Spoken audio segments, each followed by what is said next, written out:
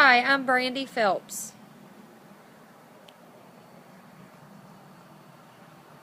Hello, I'm Dustin Ashman. Hello, I'm Ronnie. Hello, my name is Courtney Barrett. I'm currently a registered nurse, and I have home health experience, which is what I'm currently doing now. I also have medical surgical experience and intermediate care experience. Um, I chose to present a speech today on antibiotic resistance because this is something that interests me and I would like to pursue a career in research development. Um, how many people in this world are prescribed antibiotics? Well, the CDC says that 4 out of 5 people are prescribed antibiotics annually. Um, so if you look at this over a course of a 2-year period, uh, most all of us have been prescribed an antibiotic at some point in time. I feel that it's so important to educate the public regarding this because there's so much misconception about the use of antibiotics, and there needs to be more education because this can be a potential problem in the future if we do not educate the public and educate our professionals regarding this topic.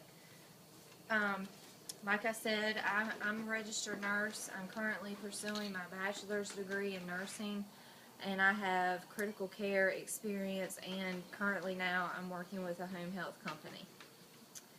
I intend to explore the cause of antibiotic resistance, some detrimental effects of antibiotic resistance, and also some ways that we can help educate our public and improve this so that it doesn't become an epidemic in the future. Okay, the first thing I would like to talk about are some causes of antibiotic resistance. Some causes are poor infection prevention by our healthcare professionals.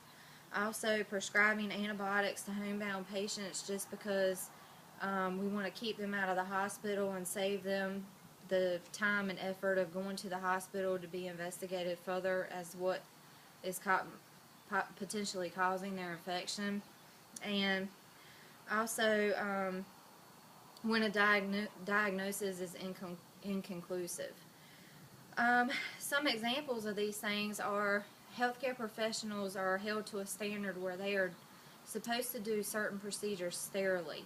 A few examples of those are inserting Foley catheters and doing central line dressing changes. If those are not done with sterile technique, we could potentially cause our patients to be susceptible to infections that can't be treated with antibiotics.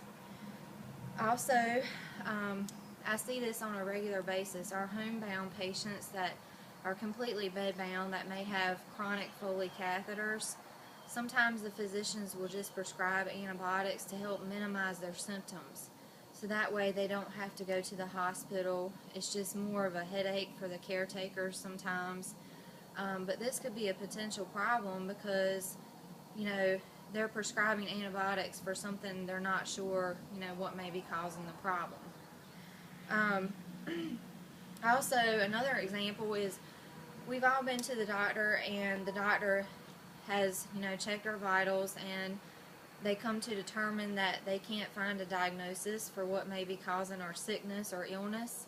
So therefore they prescribe an antibiotic that, they're not sure is even going to cover the bacteria that we may have. So this could lead to potential resistance in the future. Antibiotic resistance can lead to some detrimental effects for treating like influenza. MRSA is another big issue that we have now. Each year the influenza virus mutates, so it's becoming harder and harder to find antibiotics that are able to treat the influenza virus. MRSA is another example.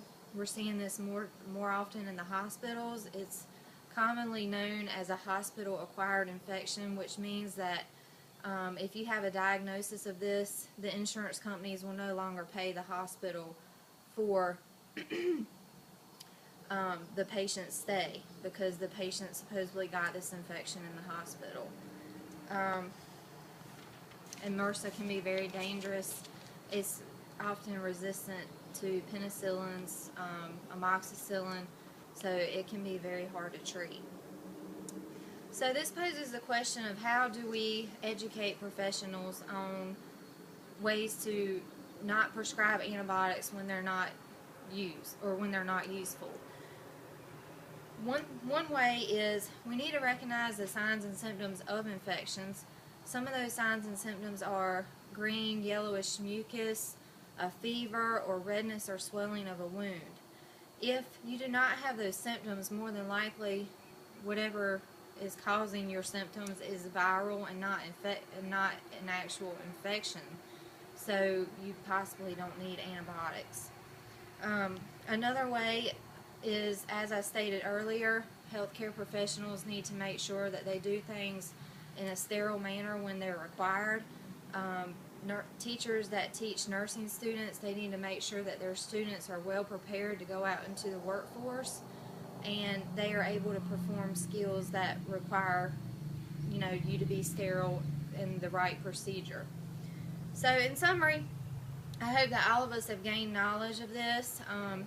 Like I said, this is something that interests me. I want to pursue a field in research because I feel like there's so much miscommunication and so many physicians are misguided, and they want to kind of give you an antibiotic just to sugarcoat things and not investigate further. So I feel that there's a real need to educate everyone on this subject. And I hope that we all educate each other on this subject also. Even people that are not professionals, when they go into a doctor's office, maybe you can say, hey, do I really need an antibiotic for this? So in closing, please think about how we can all make a difference in teaching each other about this topic.